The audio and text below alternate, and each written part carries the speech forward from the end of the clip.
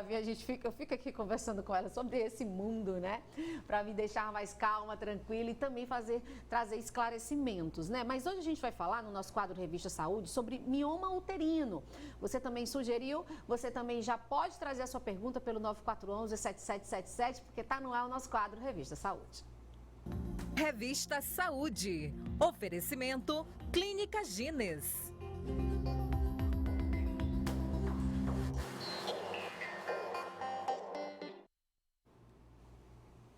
Bom, gente, o mioma uterino também é chamado de fibroma do útero e é um tumor benigno que afeta cerca de 50% das mulheres e consiste em uma desordem hormonal que causa um envelopamento aí das fibras musculares, formando nódulos no útero. Isso, falar em nódulos, geralmente já causa aquele susto, né? Um nódulo, meu Deus, eu tô com um nódulo no meu útero. Pois é, mas geralmente os miomas, eles ficam no trato genital feminino, né? E possuem uma consistência bem firme e uma coloração esbranquiçada. Em sua maioria das vezes também não aparece só um, são múltiplos. E hoje a gente conversa com a doutora Michele sobre esse mioma uterino, o que causa, por que aparece. São muitos questionamentos, são muitas coisas que cercam aí, né? E como eu falei, quando a pessoa fala assim, meu Deus, apareceu um nódulo, a pessoa já se assusta, né, doutora? É questão de se assustar mesmo? Nem tanto, né? Porque os nódulos, os miomas são nódulos sólidos, de fato. Então, são, na comunidade, inclusive, chamados de tumores. Tumor, né? Nossa, assusta muito. Mas são condições realmente nodulares benignas do trato genital inferior e são muito comuns. Realmente, assim, no decorrer da vida toda da mulher, principalmente no período reprodutivo, que é desde a primeira menstruação até a última menstruação, é muito comum o aparecimento. E por que, doutora, que aparece? Quais as causas aí que pode Então, não existe uma, duas, três causas definidas. Existe uma fundamentação genética importante, inclusive racial. Então, mulheres negras chegam a ter uma proporção de 9 para uma branca. Nossa, então, muito grande. Essa predisposição. Mas há uma predisposição genética também. Então, por exemplo, famílias que as mulheres tiveram miomas, então as gerações conseguintes podem ter mais probabilidade de ter miomas. E existe um fator relacionado com a questão hormonal e com a questão do hormônio do crescimento. Então, assim, há uma alteração inicial para aquele supercrescimento das células e esse envelopamento que você colocou das fibras musculares. Mas há um adicional por conta do hormônio de crescimento ou de alguma desordem hormonal que aquela mulher possa estar passando. O que seria esse envelopamento, doutora? Por que acontece? É porque esse nódulo, ele é encapsulado. As fibras, elas vão crescendo, mas elas vão obedecendo uma margem capsular que se chama de cápsula fibrótica. Por isso que muitas literaturas colocam, inclusive, que são fibromiomas, né? Porque eles têm uma constituição conjuntiva, fibrótica, mas eles têm a constituição muscular. E aí eles têm esse envelopamento, que inclusive é importante quando a gente vai remover, porque se eu deixo esse envelopamento, essa cápsula, ele pode recidivar. No mesmo lugar? Porque ele faz parte realmente do tumor. No mesmo lugar? No mesmo lugar. E para fazer a retirada é uma cirurgia? É um procedimento cirúrgico, né? Antigamente, pessoas que tinham nódulos, então aquilo já assustava e aquilo automaticamente já levava ela para uma condição cirúrgica. Porque se eu tenho um nódulo, esse nódulo não faz parte do meu corpo, então tenho que removê-lo.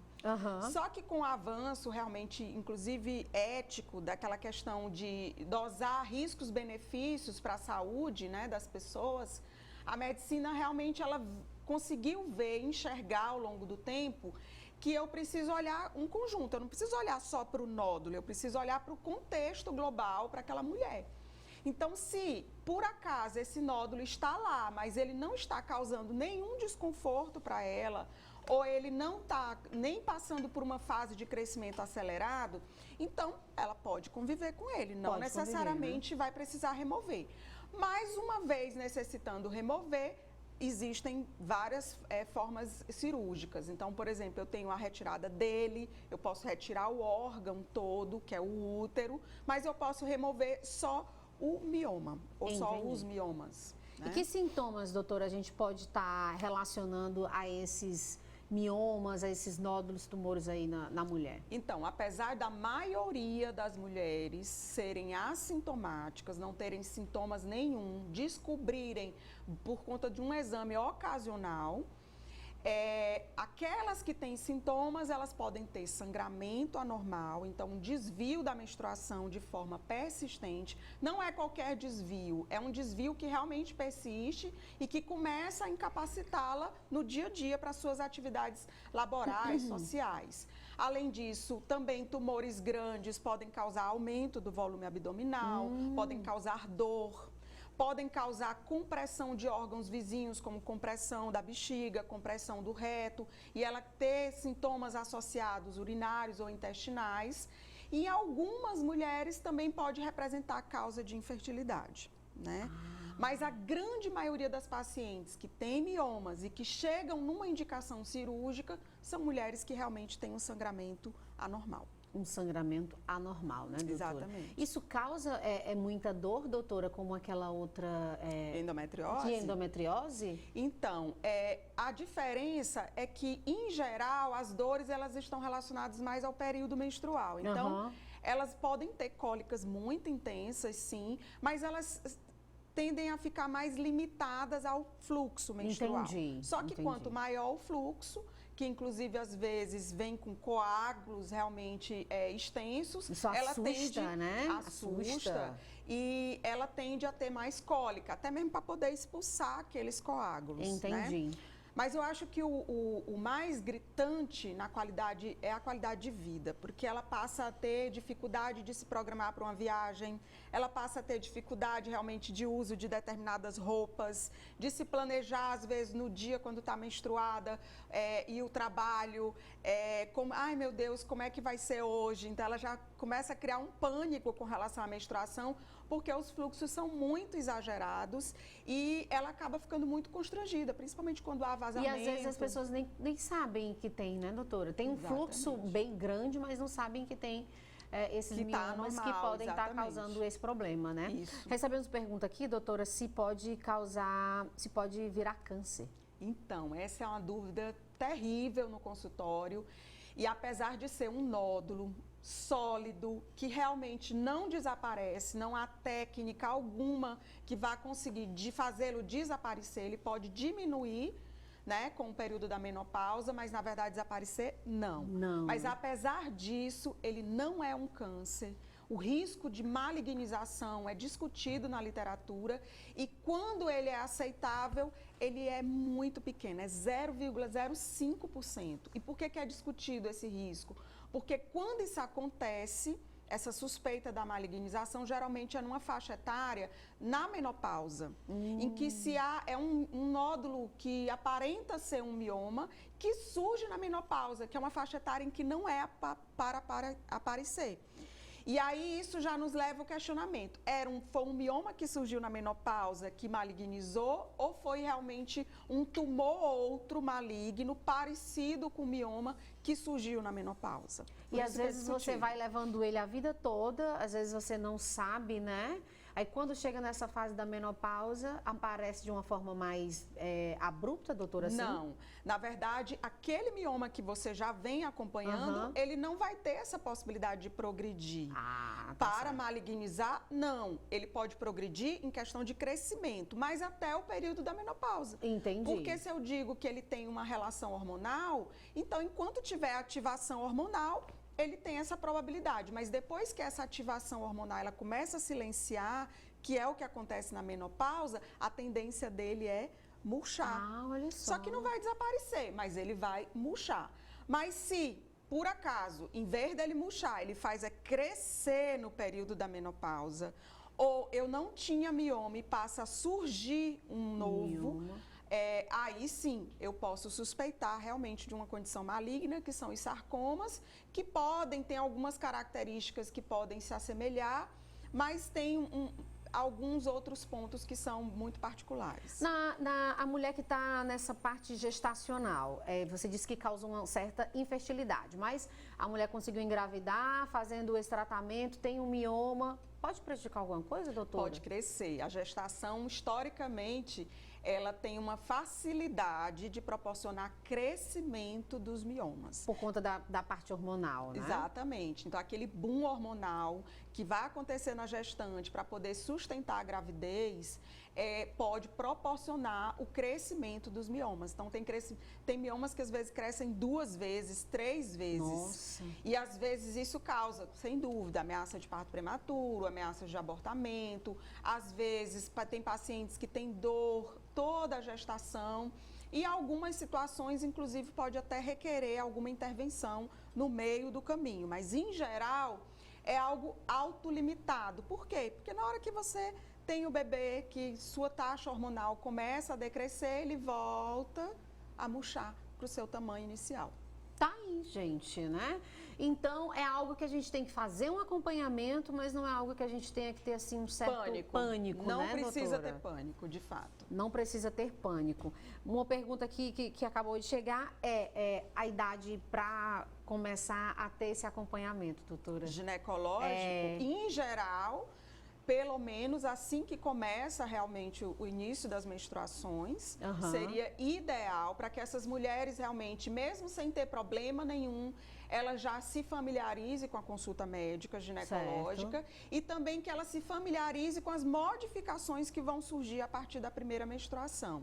E aí entra a contracepção, entra o acompanhamento das cólicas menstruais, e aí sim, nesse acompanhamento, de repente, se surgir um mioma, vai seguir esse acompanhamento e uma indicação precisa cirúrgica, se for necessário. Se for necessário, né? Outra pergunta que tinha aqui, mas você já respondeu, qual eram os riscos de miomas durante a gravidez, né? Que é crescer. Que é crescer. Então, mas depois murcha. Mas depois murcha. Não, na gravidez aparece tudo no mundo, né?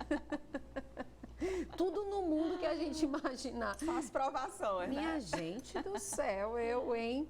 Bom, e é isso, gente. Se você tem mais alguma dúvida, entre em contato com a doutora Michele pelo Instagram, tá? @ClínicaGines também, tá certo? Não se assuste se você tiver um mioma, mas é importante ter um acompanhamento sim, né, doutora? Sim, sem dúvida. Estão perguntando aqui também se é hereditário. Ela falou também que pode ser sim uma questão genética, pode ter, gente. Tipo, se sua mãe tem e você já está aí na idade e tudo mais, pode surgir, né, doutora? Pode. Inclusive, tem famílias que às vezes têm 4 mulheres, 4 filhas. A mãe teve, as 4 filhas também tiveram. As 4 filhas também tiveram. Agora, né? não necessariamente porque sua mãe teve mioma e removeu, foi necessário remover. Isso quer dizer que você, porque vai aparecer um mioma, vai ser obrigatório remover. As indicações, elas são muito individualizadas, de acordo com a posição, com o tamanho, com os sintomas, né? Com o comprometimento da qualidade de vida de cada mulher. Dá tempo para mais uma, Brígida? Mais uma pergunta? Está chegando mais perguntas, gente, mas se a gente não conseguiu responder aqui, manda no Instagram da Clínica Gines, que a doutora Michele responde sim todas, tá? Não fica em pânico, tá bom? É como eu falei, quando a gente fala em nódulo, tumor, todo mundo já entra em pânico mesmo, mas não tem como, né, doutora? Até porque no passado todas iam para a cirurgia e todas iam para a cirurgia completa, que era a remoção do útero, né? Então, muitas mulheres têm esse pânico também por causa do histórico, né, familiar, dessa remoção praticamente para todas. E hoje, felizmente, a tecnologia ela nos trouxe, né, muitas modalidades terapêuticas para amenizar sintomas, para conduzir os miomas uterinos sem ter necessariamente que fazer a cirurgia. E, uma vez sendo, as técnicas cirúrgicas também foram aprimoradas. Então, já pegando esse gancho, a pergunta que chegou aqui da Arlene, doutora, eu tenho vários miomas, pode fazer os miomas só através de cirurgia ou pode também ser feito por laser? Então, a técnica hoje, tanto a retirada do útero, que é a esterectomia, como a miomectomia, que é a retirada dos miomas, ela pode ser feita aberta, ela pode ser feita por via laparoscópica, que é o que as pessoas conhecem por laser, e a remoção do útero pode ser feita também por via vaginal. Só que cada uma dessas técnicas, ela vai ter indicações e contraindicações específicas e vai depender muito também da localização, do tamanho, do padrão de crescimento e da habilidade do profissional. E isso tem que ter um acompanhamento do seu médico, né, gente, né, doutora? Para não Isso. ter nenhum problema. E a outra está dizendo que trabalha pegando peso e tudo mais, se isso pode aumentar os miomas. Não há relação do trabalho braçal, do esforço físico com relação aos miomas. Não temos. Não temos, né? Não. Bom, gente, mais perguntas você pode encaminhar sim ao Instagram da Clínica Gines. A doutora depois sempre traz mais abordagens sobre o tema que a gente traz aqui no nosso quadro Revista Saúde. E claro, você sempre também pode estar sugerindo um tema que você queira esclarecimentos e perguntas aqui junto com a gente no nosso quadro Revista Saúde, tá? Doutora Michele, mais uma vez, muito obrigada. Eu que agradeço. Sua energia é Sempre uma incrível. satisfação. A gente sempre tem muitas perguntas aqui. Eu fico muito feliz porque os nossos telespectadores estão sempre interagindo, né, doutora? Isso é uma resposta muito boa e eu adoro. Sinal também que vocês estão aí se cuidando, né, minha gente? Então, segue o Instagram da Clínica Gines, já marca o seu horário com a doutora Michele, tá? A gente tem um quadro clínico lá na Clínica Gines incrível. Então, não deixe de conhecer, tá bom? Esse foi o nosso quadro Revista Saúde. Revista Saúde. Oferecimento Clínica Gines.